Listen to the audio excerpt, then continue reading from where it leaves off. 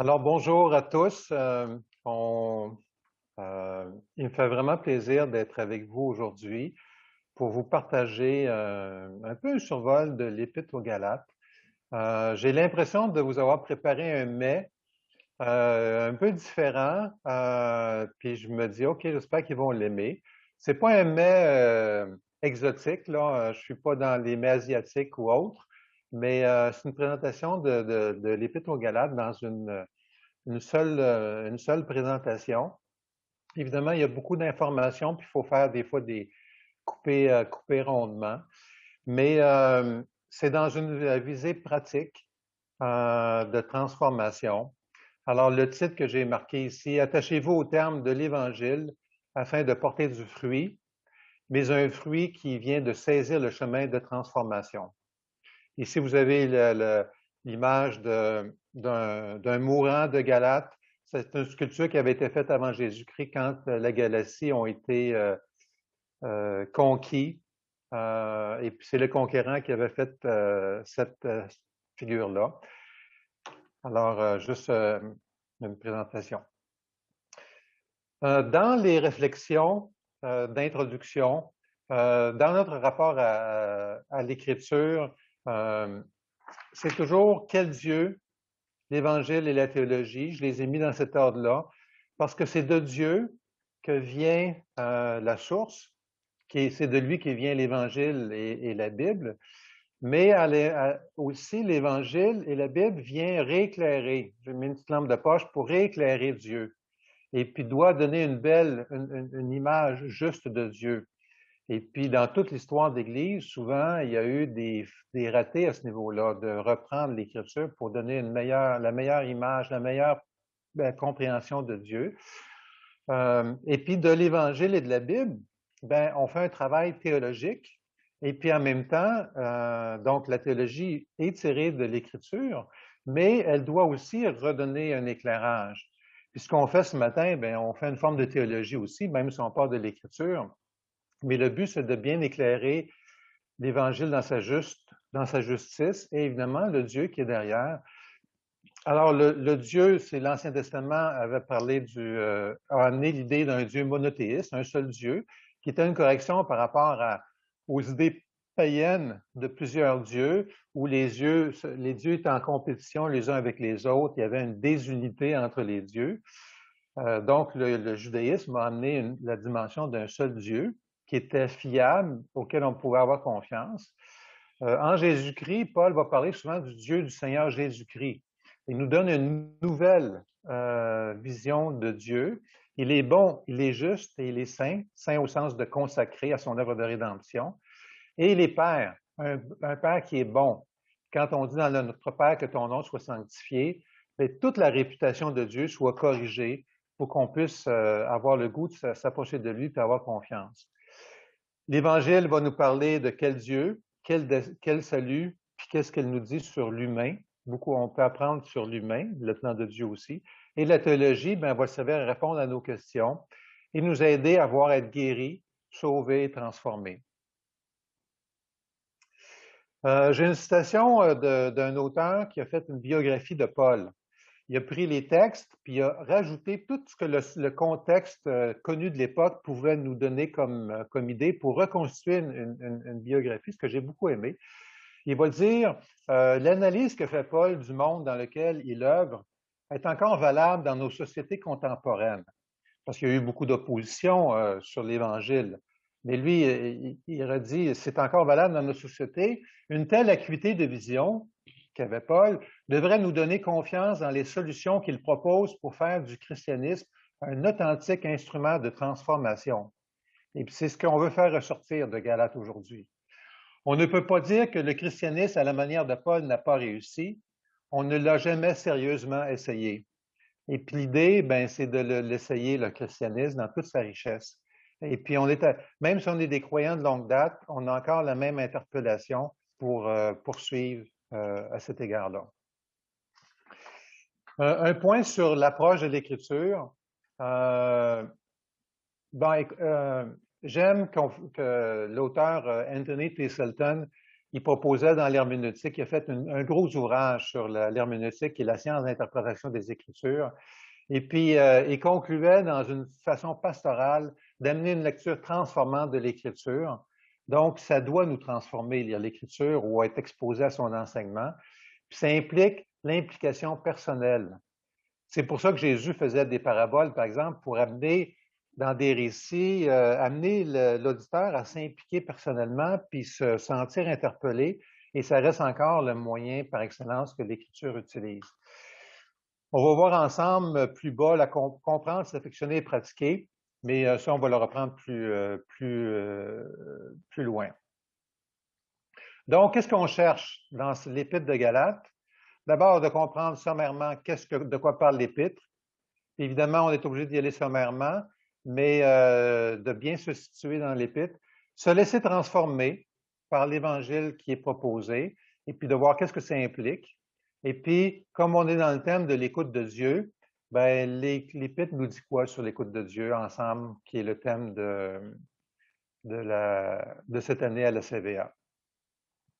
Alors, un mot d'arrière-plan, j'avais bien aimé le schéma, le graphique qu'a présenté Sandrine la semaine passée.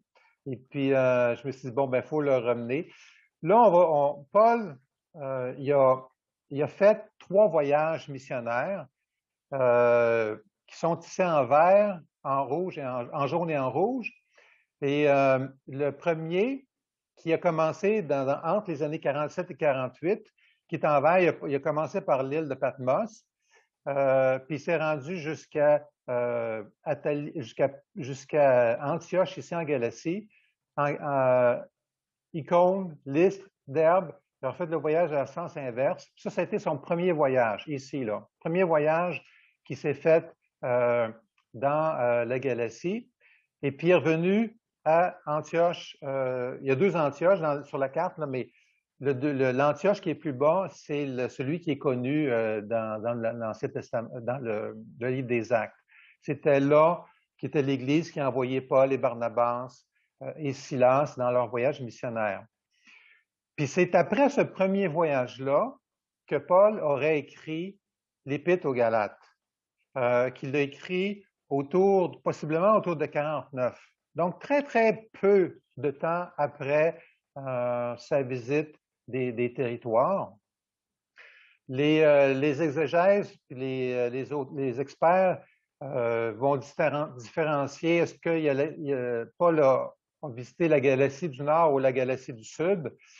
C'est moins pertinent peut-être pour notre étude d'aujourd'hui. Ceux qui sont des étudiants dans les commentaires, ils vont souvent parler de ça. La Galatie du Nord était celle qui était connue par les historiens, probablement du temps de Luther.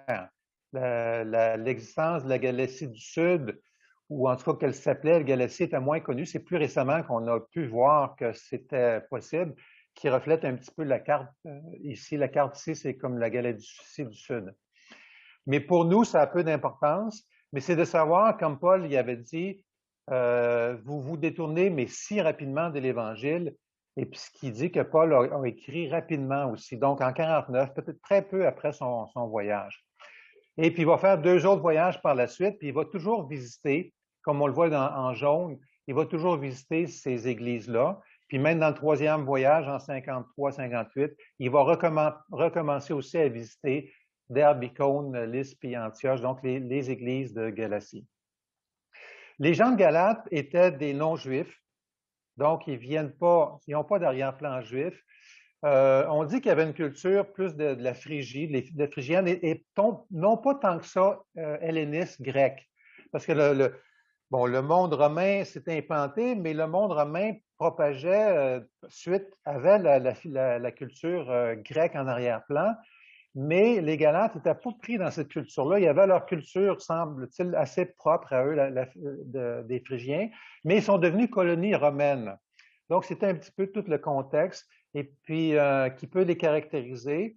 Des auteurs disent qu'il y avait quand même une certaine difficulté d'identité entre ne pas se sentir tellement nécessairement helléniste, à être devenu colonie romaine parce qu'il avait aidé César, ils avaient été eux-mêmes conquis. Fait que quand Rome est arrivé, ils ont voulu aider Rome, puis ils ont été acquis. Mais il y avait peut-être une certaine recherche d'identité comme peuple. Et puis quand Paul arrive avec l'Évangile, qu'on le voit les 3 voyages ici dans Actes, le premier contact a été très positif. Paul est arrivé dans la maladie, il y a une référence à ses yeux, il était dans le besoin, et puis les Galates l'ont accueilli. C'est incroyable qu'il amène un message de délivrance et que lui-même était dans le besoin, mais cette combinaison-là a disposé les cœurs des gens de Galates. Et puis, il y a eu une bonne relation au départ. Mais là, il est arrivé des événements entre l'année peut-être 48 et l'année d'après où Paul a écrit, et c'est là qu'on arrive dans l'Épître. Alors, ici, c'est des plans qui sont proposés par divers auteurs. Par exemple, M. Dr. Ansem du dictionnaire de Paul et ses lettres indique qu'il y a une section de toutes les insatisfactions et des reproches que Paul fait envers les Galatiens parce qu'ils abandonnent l'Évangile, les Galates. Et deuxièmement, il y a toutes les requêtes, les demandes qu'il leur donne pour se remettre sur le bon chemin. En bas, la proposition, c'est celle qui vient de la Bible du Sommeur, où il y a une introduction. Paul défend l'Évangile, il va démontrer des preuves de l'Évangile par l'écriture de l'Ancien Testament, et puis il va enseigner sur la liberté du Christ et la vie par l'Esprit Saint, qui vont être des éléments fondamentaux. Mais c'est ici qu'il y a beaucoup, ça c'est le survol de toute l'Épître. On va prendre un petit peu plus de temps sur cette acétate-là, puis la suivante. Celle-ci va parler du contenu de l'Épître, puis de la suivante, on va le faire de façon plus schématique, avec des leçons pratiques. Donc, il y a 5 grands thèmes qui sont proposés, 5 grands regroupements qu'on peut voir. D'abord, il va faire des reproches aux Galates parce qu'ils ont expérimenté et ils avaient connu, ils avaient expérimenté l'Évangile et puis ils avaient même souffert des compatriotes à cause du changement que ça a fait dans leur vie. Parce que quand on fait un changement qui se met un petit peu en différence de la culture ambiante, ça amène un petit peu des malaises, puis il y a eu des tensions, puis il va mentionner, ils avaient-vous souffert en vain? Donc, il y avait une souffrance des Galates, mais il avait expérimenté vraiment, puis il avait connu l'Évangile. Il va le mentionner clairement. Mais ils abandonnent l'Évangile. Pourquoi? Bien, ils reviennent à la loi juive, alors qu'eux, c'est des païens, des non-juifs, et ils sont à risque de perdre l'effet de la grâce en revenant à cette loi-là. Ils vont même non seulement revenir à la loi des Juifs, mais ils vont revenir à ce que Paul appelle des éléments rudimentaires, des éléments extérieurs, des fêtes, suivre les fêtes, suivre des choses. Puis après ça, ils sont à risque d'adopter des comportements nocifs pour leur vie. Il va parler des fruits de la chair et de s'entre-détruire entre eux parce qu'ils abandonnent l'Évangile. Le deuxième point, c'est on peut apprendre sur les opposants de l'Évangile. Et puis c'est intéressant qu'il y a des facteurs humains qui viennent, puis Paul va en parler ici dans l'Épître de Galates, de toutes les influences, puis il va en parler dans un autre épître Colossiens, dans un autre genre d'influence, puis il va en parler aux Corinthiens aussi dans une troisième sorte d'influence. Puis aujourd'hui, on pourrait encore avoir des influences, mais ce qu'il est en train de dire, c'est que si l'Évangile nous expérimente, il y a des influences qui viennent s'y opposer puis nuire. Alors, dans le cas-ci de l'Épître aux Galates, ce sont des gens qui sont attachés à la loi. C'est des gens d'Église. Ils viennent de l'entourage de Jacques. Ils ont probablement reconnu Jésus comme Messie, mais ils ont de la difficulté à délaisser l'attachement à la loi et surtout leur distinction juive.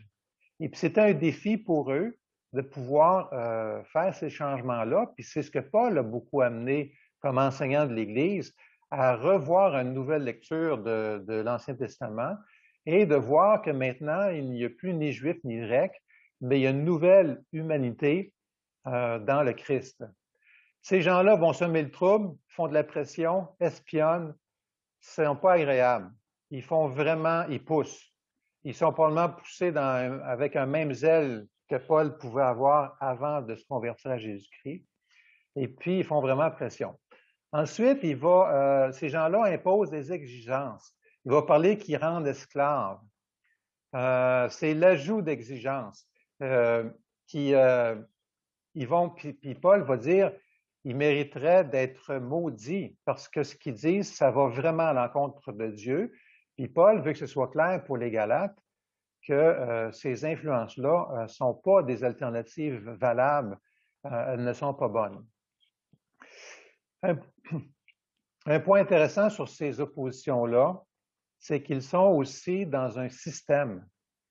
Il y a des indices qui nous disent dans le texte que, bon, c'est sous l'influence des gens autour de Jacques à Jérusalem, mais ils veulent faire des convertis à leur cause dans l'Église des Galates.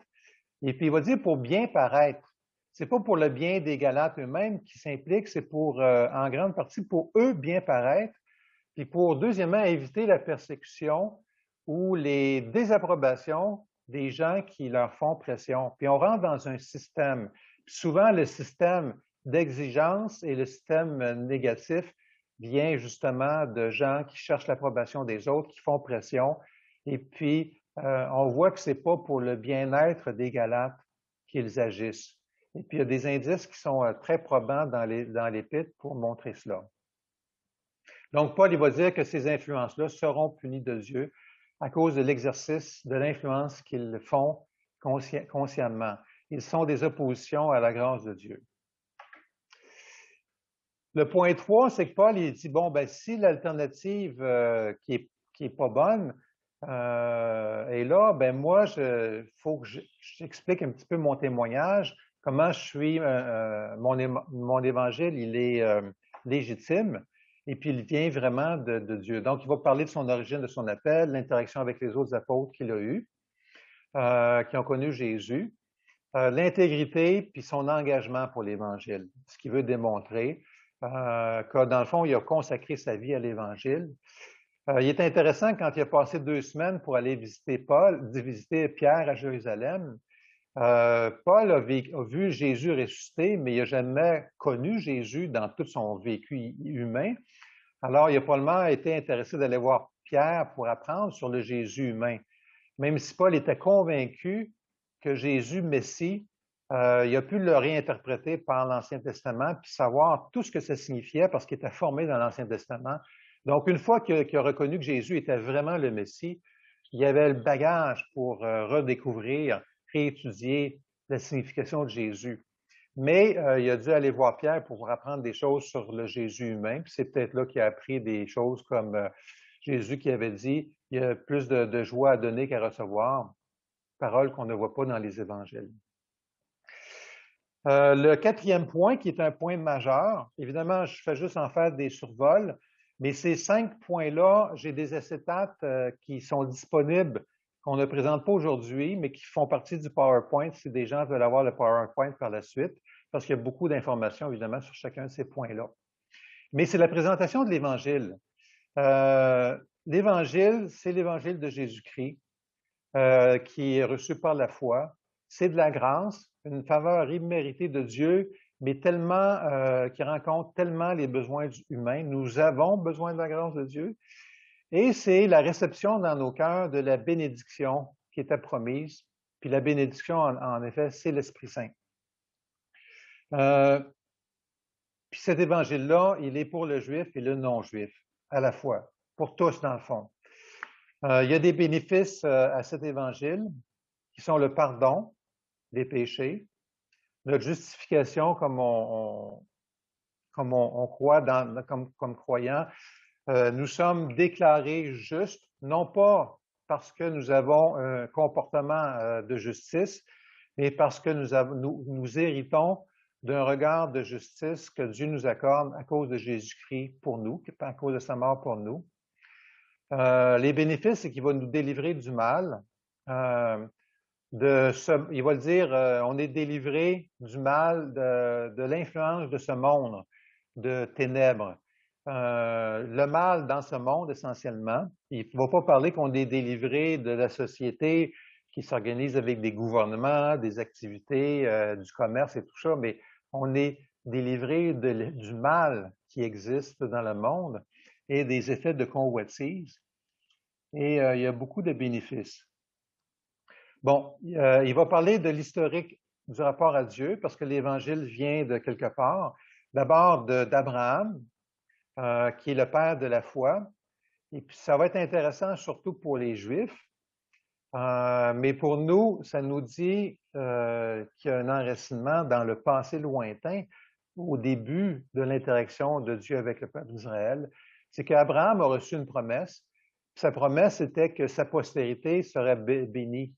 Puis Paul va dire que la postérité en question, c'est une postérité au singulier qui voulait référer au Christ qui était pour venir, mais qui avait une bénédiction pour les non-juifs, pour les nations, et puis que par la promesse à Abraham viendrait une bénédiction pour l'ensemble des gens des nations, donc les non-juifs également.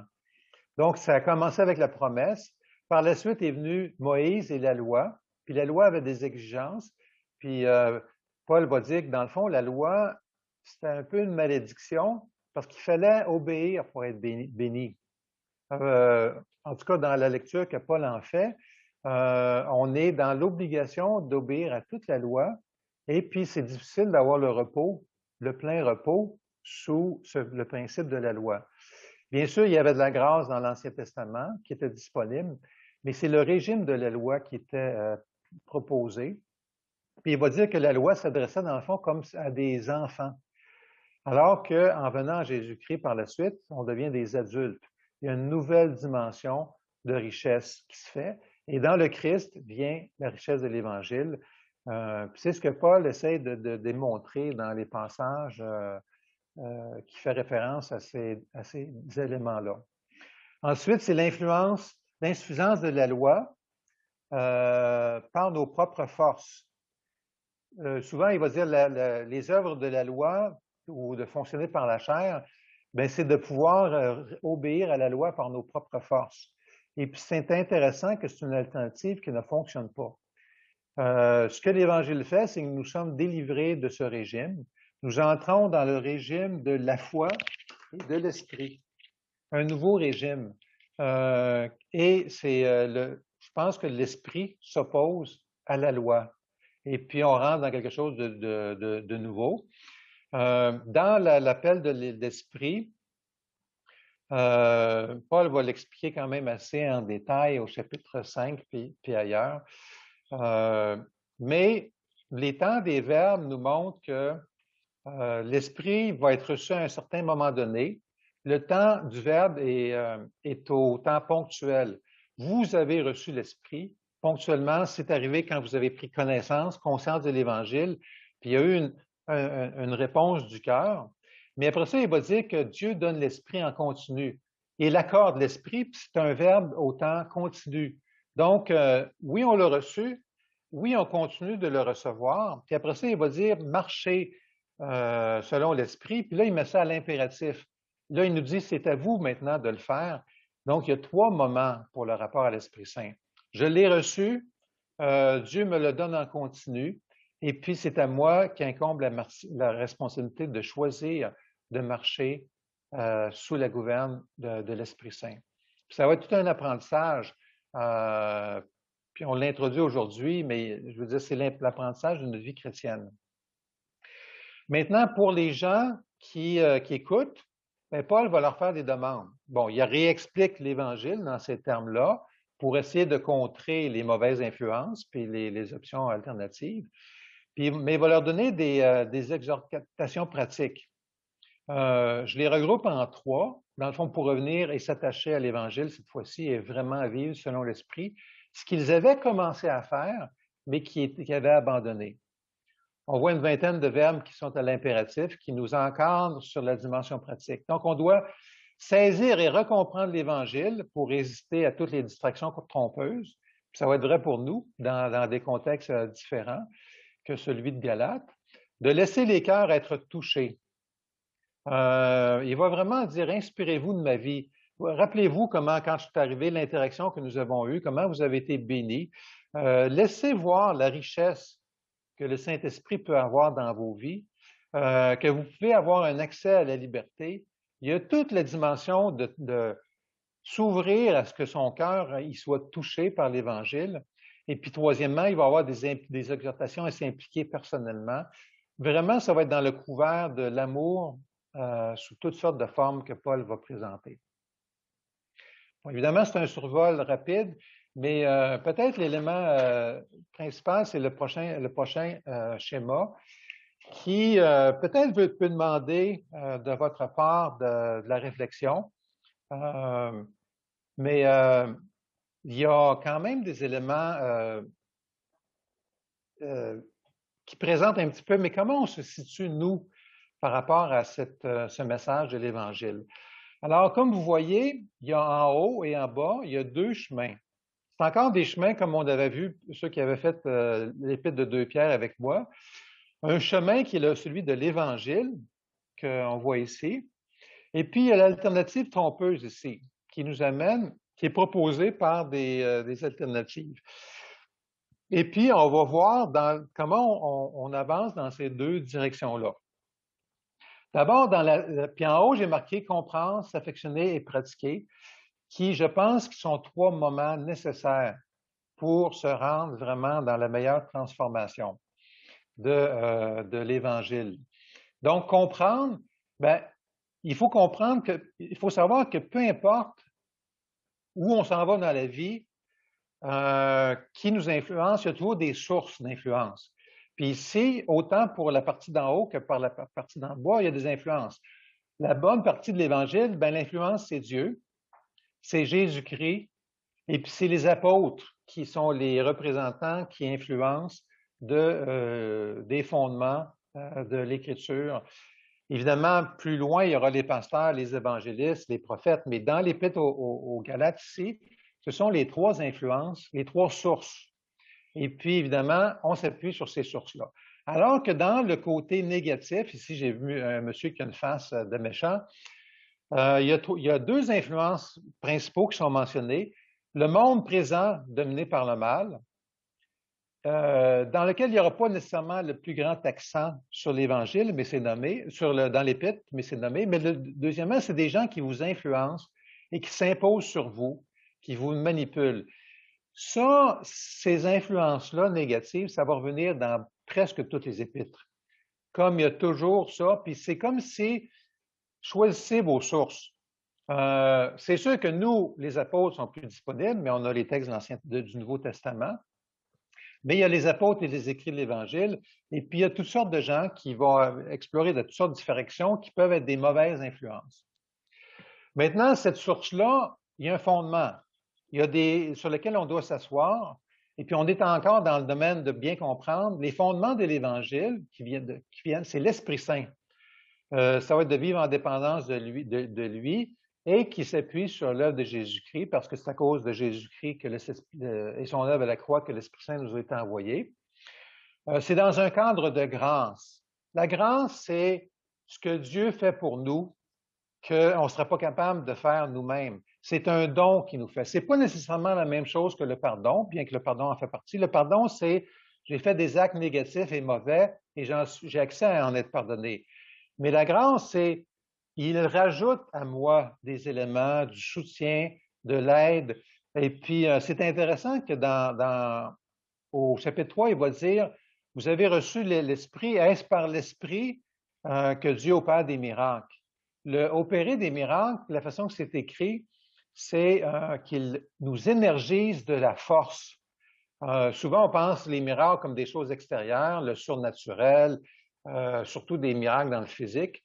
Mais l'esprit des miracles, c'est la transformation, la force intérieure que nous accorde l'esprit. Ça n'exclut pas des miracles physiques, mais l'essence est vraiment dans l'œuvre de l'Esprit Saint dans nos vies, dans nos cœurs, qui nous accorde la force et de la transformation. Et puis ces fondements-là vont nous donner aussi des éléments, un appel à vivre pour Dieu, mais d'une façon pas comme des esclaves d'une moralité que Dieu impose, mais de vivre pour Dieu dans l'essence de devenir des humains tels qu'il a prévu, qui sont comme Jésus-Christ, dans la richesse de ce que l'humain est appelé à être, dans la liberté et comme nouvelle créature.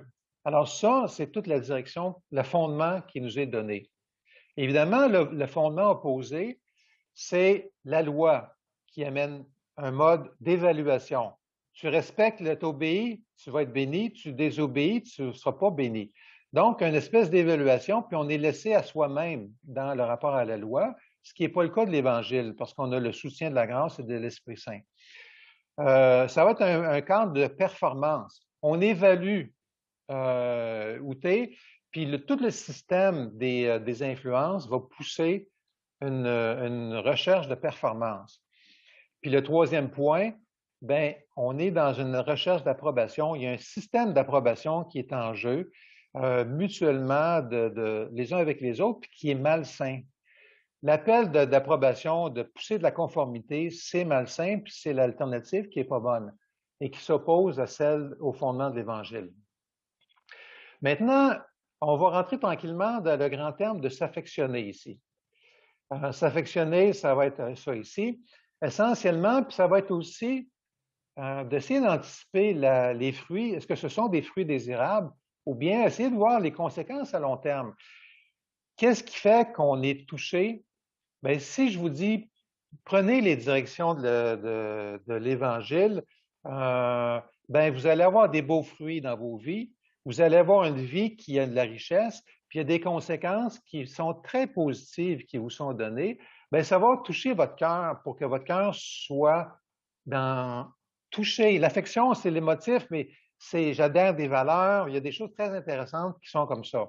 Donc, on va parler dans cette direction-là, la foi va jouer un rôle important. Il y a des promesses, encore une fois. Ça va être basé sur l'œuvre de Jésus-Christ. Ça va nécessiter que je suis dans le besoin. Je suis un pécheur, j'ai des besoins, j'ai besoin de guérison, le mal m'affecte. Et puis, je peux accueillir la grâce et le soutien de l'esprit. Mais vraiment, pour m'affectionner, c'est de savoir que Dieu a une intention d'appel pour moi, qu'il y a des belles provisions, puis je peux arriver ici à des beaux fruits. On va parler du fruit de l'esprit, qui a des impacts très positifs pour moi. Pour moi, ça va être d'être dans la joie, d'avoir une paix intérieure, d'avoir une patience, un certain lâcher-prise dans la vie, puis de développer ma maîtrise de soi. Je suis capable de découvrir, d'être en contrôle de ma vie, me maîtriser. Et puis, ça va être des éléments pour moi. Il va y avoir un fruit par rapport à autrui. Plus d'amour, une plus grande amabilité, de la bonté envers les autres, de la douceur. Puis il va y avoir des fruits face à Dieu qui vont être la fidélité et la foi. Fidélité non pas à un code moral, mais fidélité à entrer dans le dessein que Dieu a pour chacun d'entre nous de devenir des humains qui se tiennent debout puis qui sont solides. Et puis ça devrait contribuer à ouvrir notre affection. Après ça, on va rentrer dans des actes de service inspirés par l'amour.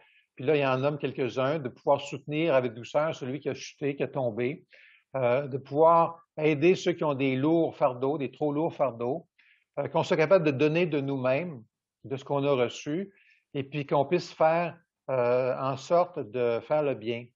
Entre autres, il va parler du soutien des pauvres. Il y a plein de choses qui vont être des fruits. C'est pas dans un esprit d'exigence, en disant si vous faites ça, vous allez être accepté, mais dans un esprit de dire c'est la richesse de l'humain que de devenir ça, et il y a un processus de grâce qui va pouvoir nous y amener. Et puis les conséquences à l'ultime, ben, c'est qu'on moissonne la vie. La moisson de la vie ici même, on la partage, on est des gens qui partagent la vie. Ça augmente notre espérance et l'expérience de justice qui nous est donnée par Dieu, mais qui aussi devient présente dans nos vies.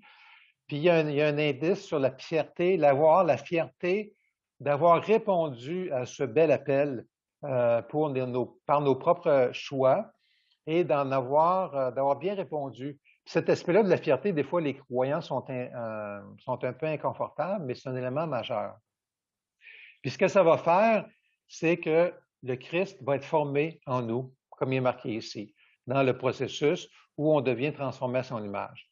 Le côté négatif, ben, comme j'ai mentionné, on est sous la loi, on est par nos propres forces, on va chercher l'approbation des autres. C'est un système de conformité qui n'est pas bon. On va, puis dans les fruits, ben, ça va être les fruits de la nature propre, laissée elle-même, puis ça va tourner vers du négatif pour soi. On a tous les fruits négatifs, l'immoralité, des pratiques dégradantes, débauche, colère, ivrognerie, orgie, toutes les compensations qui sont choisies. Face à autrui, tourner vers la haine, la querelle, la jalousie, la rivalité. Puis face au spirituel, ben, les idoles, mettre notre confiance dans des choses qui ne peuvent rien pour nous. Puis c'est déplorable. Et puis, il va y avoir des actes de notre nature propre laissés à elle-même, de blesser les autres, d'être vaniteux, de se provoquer. Puis, il y a des conséquences à long terme. On moissonne la corruption. C'est ce qu'on arrive, on va vivre dans le présent. On devient plus laid comme personne, pris dans la compensation, dans la haine du mal.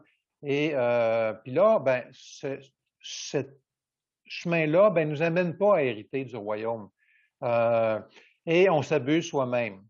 Puis là, pour ceux qui ont été vraiment des agents, ceux-là qui ont été des mauvaises influences ici, là, ben eux autres, ils vont avoir, c'est eux qui vont être chantiers particulièrement, qu'ils soient maudits, tous ceux qui ont ces influences-là. Donc, on a visé à comprendre, on s'affectionne en voyant la richesse du potentiel de l'Évangile, de son fondement, de son potentiel pour nous, puis des fruits que ça peut donner, et on s'investit. Puis là, ça devient plus proche de notre cœur, puis vient le troisième mouvement de pratiquer, mettre en pratique. Puis là, il y a plein d'impératifs, il y a une dizaine de verbes, mais bon, premièrement, on va imiter Paul et sa vulnérabilité, comme on a mentionné. Lui qui avait eu un travail sacrificiel, certainement, mais aussi qui était vulnérable, qui était dans les besoins, puis qui ne cachait pas ses besoins pour venir à l'Évangile. On va pouvoir grandir dans la fermeté de la liberté qui nous est donnée. On va pouvoir évaluer nos propres comportements, comme il est mentionné, de s'évaluer aussi. Est-ce que notre mouvement est bon? Est-ce qu'on marche sous la conduite de l'esprit? Et puis, est-ce qu'on fait preuve d'amour? C'est toutes sortes d'impératifs qui nous sont donnés et qu'on apprend à pratiquer petit à petit. Évidemment, les autres, de l'autre côté, ils ont aussi leurs impératifs. Ils négligent la grâce, ils se concentrent sur la loi, ils se laissent soumettre à des exigences qui viennent d'autrui. Ils retournent aux rudiments, puis mettent une importance sur des rudiments, suivent les lois, les jours, les saisons, etc. Alors, c'est beaucoup de choses, mais ce que je veux insister, c'est le fait, oui, on a un fondement qui est basé sur une source qui est solide, on le comprend. On a aussi impliqué notre cœur pour dire, OK, mais ça a-tu la valeur pour moi? Puis comment je peux donner richesse à cet évangile dans ma vie et dans ceux autour de moi? Et puis, j'ai des mises en pratique qui sont faites.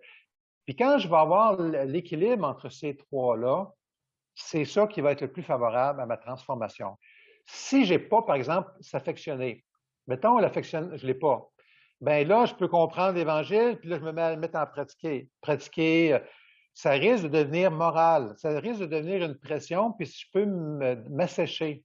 Alors, je n'ai pas avantage à faire ça, j'ai besoin de celui du centre. Si je comprends un petit peu l'Évangile, puis je pars en disant, OK, oui, j'aime ça, puis je me mets en pratique, bien, des fois, il va me manquer la richesse du fondement, l'assurance de ce Dieu-là qui est derrière, et j'ai besoin de revenir dans la compréhension. Et puis, évidemment, si je néglige la pratique, je peux comprendre puis m'affectionner, oui, mais si je ne le mets pas en pratique, je vais finir par le perdre. Ça ne fera pas les fruits, puis je n'arriverai pas à la richesse des fruits qui est là. Donc, c'est un survol, évidemment. Faut attacher notre sucre pour le suivre. Mais j'espère que vous pouvez reméditer peut-être l'épître d'une façon qui peut, espère, être rafraîchie. Donc, pour synthétiser, puis on vient de parler essentiellement de l'écoute de Dieu d'une certaine façon. L'Évangile va dire on est invité à obéir à la vérité de l'Évangile. C'est l'écoute. Obéir, akouo, c'est souvent écoute, obéir, c'est souvent le même terme dans le grec, mais sans ajouter d'exigence, qui est un élément majeur, sans ajouter des exigences de la loi, puis de rester attaché. Mais obéir à la vérité, ça va être ces trois mouvements-là. De bien comprendre, on écoute l'évangile de la foi en Christ avec réception de l'Esprit, et puis on revient à bien saisir la richesse du Dieu qui est derrière. Un Dieu qui est bon, qui est juste, qui, plus on le connaît, plus ça va nous donner la force et l'énergie de vouloir être transformé comme lui. On s'affectionne. Puis quand des fois l'affection n'est pas là, on doit dire, on doit confesser notre manque d'affection. On doit pouvoir nommer d'où vient le manque d'affection. Mais là, on désire la faveur de Dieu et non l'approbation des pairs. Paul il disait, c'est la faveur de Dieu que je cherche. Je ne veux pas tomber dans l'approbation. Et puis, toute la dimension qu'on a vue de chérir l'Évangile. Puis le dernier, de mettre en pratique, ben, ça va nous impliquer notre conscience, le désir d'aimer, voir des fois l'égocentricité qui est en nous. Donc, les trois directions de comprendre, s'affectionner et mettre en pratique peuvent être visitées dans nos vies pour des fois nommer ben, qu'est-ce que je ne comprends pas, puis de pouvoir accueillir ce qu'on ne comprend pas, de pouvoir accueillir ce qu'on n'affectionne pas ou là, l'affection n'est pas complète, et puis voir qu'est-ce qui manque aussi. Donc, c'est le programme de toute notre vie de l'Évangile, mais ce sont les choses qui sont là pour notre bien-être. Alors, voilà, ça se termine ici. Alors, merci beaucoup.